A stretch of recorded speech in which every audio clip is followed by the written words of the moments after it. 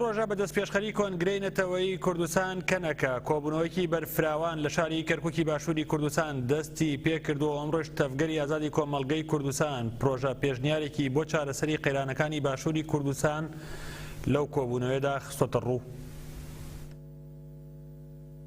کۆبوونەوەی بەرفراوانی کۆنگرەی نەتەوەیی کوردستان کەنەکە لە شاری کەرکووک کە بە دروشمی ڕاوێژی نەتەوەی لە سەردۆخی باشووری کوردستان هەڵوێست و پشتگیری سەرلەبەیانی دوێنێ بە بەشداری ژمارەیەکی زۆر لە لایەنە سیاسی و ڕێکخراوەکانی باشووری کوردستان و پارچەکانی دیکەی کوردستان دەستی پێکرد ئەمڕۆژ بەردەوامی دەبێت.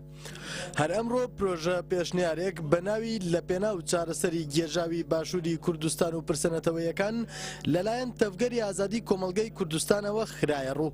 لە کۆبوونەوەی ئەمڕۆدا وتەبێژی تەفگەری ئازادی تارا حسێن پرۆژەکەی خوێندەوە و باسی لەوەش کرد کە ئەو پرۆژەیان بۆ چارەسەری قەیرانەکانی باشووری کوردستانە. هەروەها چۆنێتی ڕێخستنی پەیوەندی نەتەوەیی نێوان لایەنە کوردەکانیش لە خۆ دەگرێت.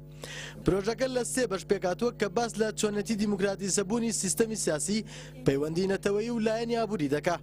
لە بەشی چۆنێتی دیموکراتیزەکردنی سیستەمی سیاسیدا تیشک خراوەتە سەر ئەنجامدانی هەڵبژاردننی پێشوەختەی دوور لە فرت و فێڵ. لەبارەی پەیوەندی نەتەوەییشەوە باس لە بەستنی کۆنگرەی نەتەوەیی کراوە. هەروەها تیشکیش خراوەتە سەر گرنگی ئاشتەوایی لایەنە سیاسی کوردەکان. لە بواری ئابووریشدا باس لەوە کراوە کە داهاتی نەوت لە دەستی حیزب بێنرێتە دەرەوە. هەروەها گرنگی بە بەرهەمی خۆماڵی بدرێ و کێشەی موچەش چارەسەر بکرێ.